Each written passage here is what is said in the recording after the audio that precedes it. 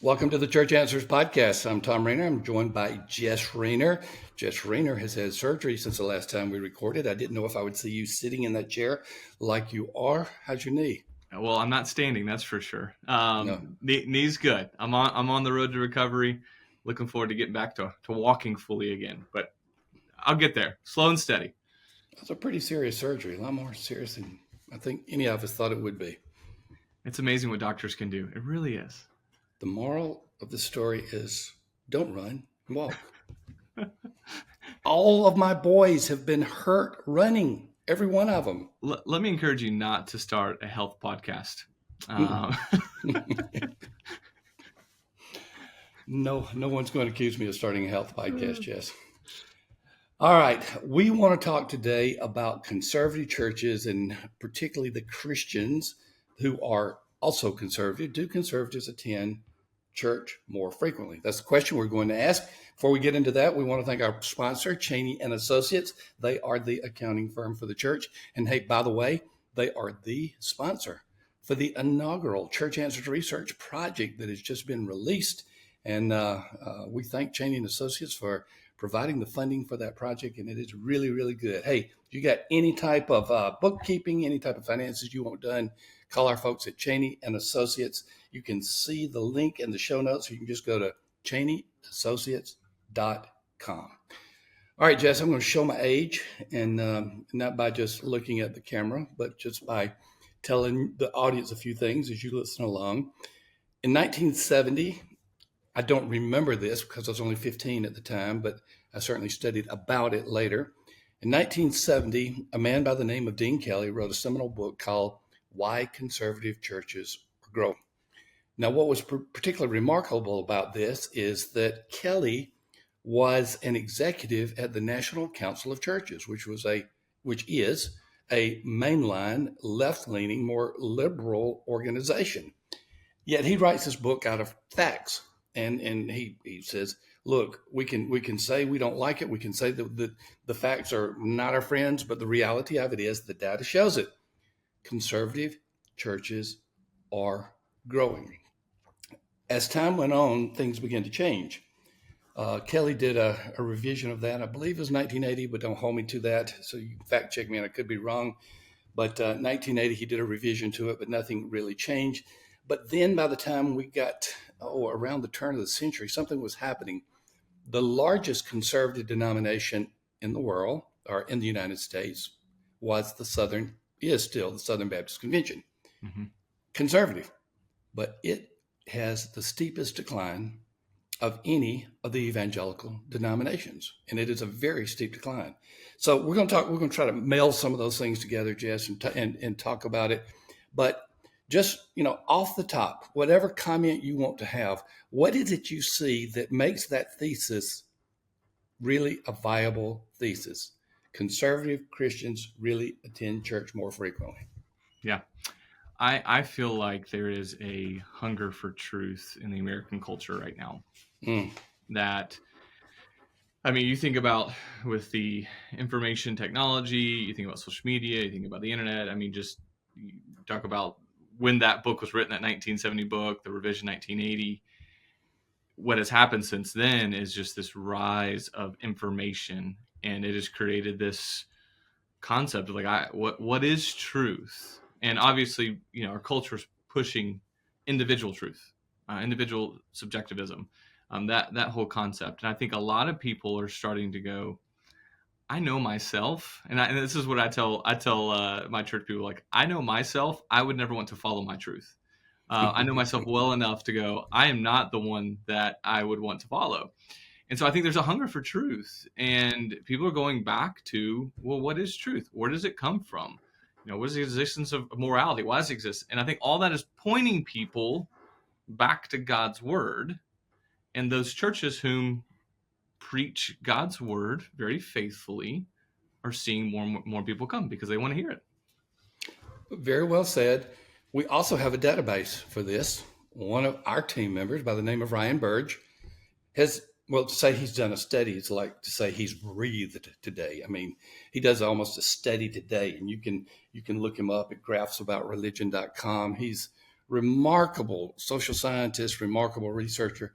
But what Ryan does, not Brian, what Ryan does is he looks at existing data and then goes and assimilates it and tells a story about the existing data, sometimes combining different data points and different data industry points.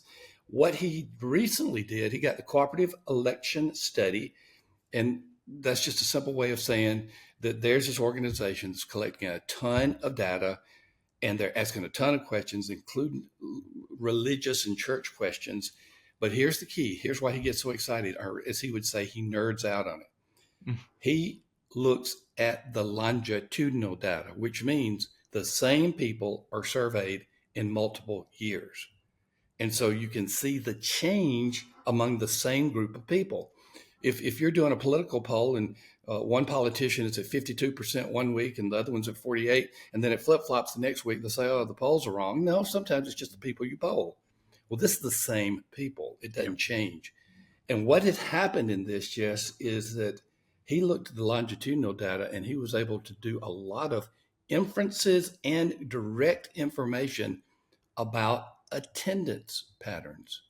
It was only 2 years, it was from 2020 to 2022. But what was remarkable about this is the coming out of the pandemic years. 2020, you remember?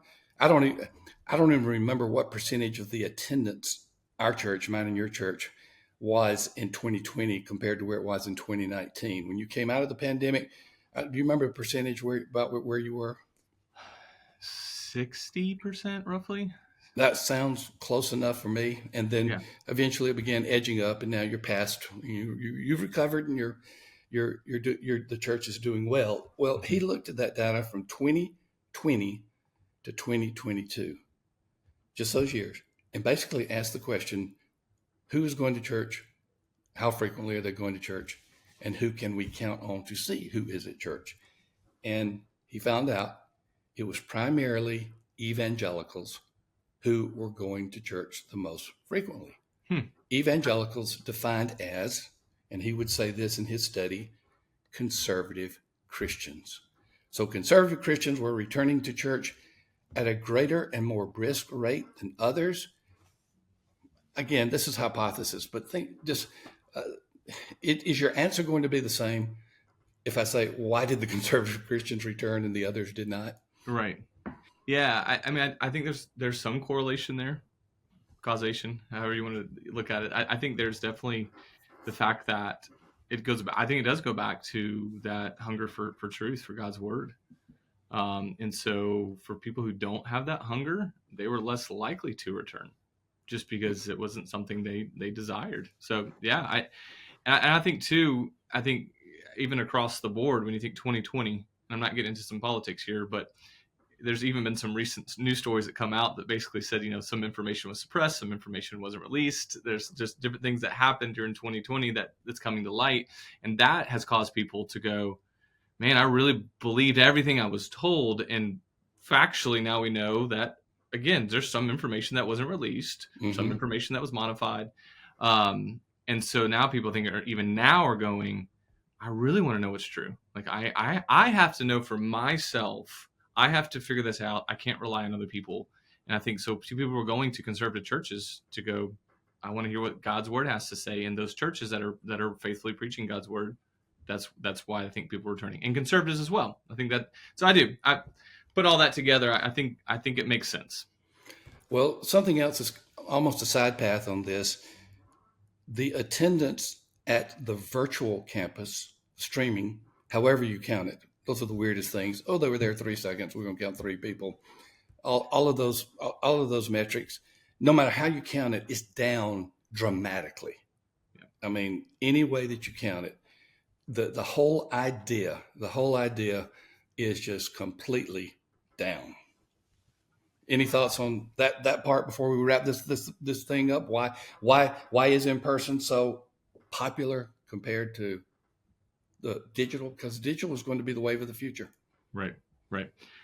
At the end of the day, in how we're created as beings, we're designed to be with people.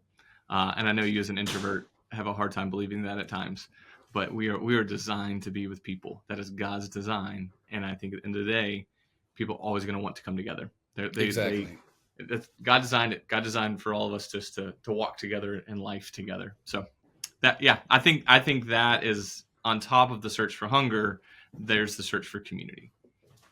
Well, as we wrap this up, Jess, we'll just simply say this: conservatives are returning to church more frequently at a greater pace than others of other theological persuasions and maybe even political persuasions.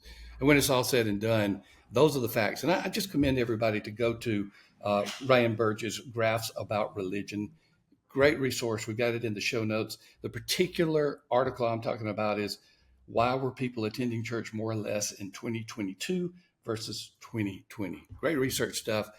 I just wanted to bring up that one point. The whole Dean Kelley thesis that is now 55 years old is still true. Conservatives attend more frequently. Well, that's it for the Church Answers podcast with Thom Rainer and Jess Rainer. We got a lot more to share with you. We're going to be sharing with you a lot of different things. We're going to be talking about the one thing that church members can do that will predict for you that they're going to be the most committed in your church. It's not what you think. I promise it's not, but you can listen to that. That's going to be the next episode number 230. It's already ready for you. So if you want to go take a break and come listen to it, you can. If you want to go to sleep and wake up tomorrow and listen to it, you can as well. Thank you as always to Cheney and Associates, our friends in California who are the accounting firm for the church all over the world. We appreciate them. Thank you, listeners. Thank you, YouTubers who are watching this. Give us a thumbs up and give us a review. Just subscribe to us if you can. And then those on the podcasting app, thank you for listening to this as well. We'll see you in the next episode of the Church Answers Podcast.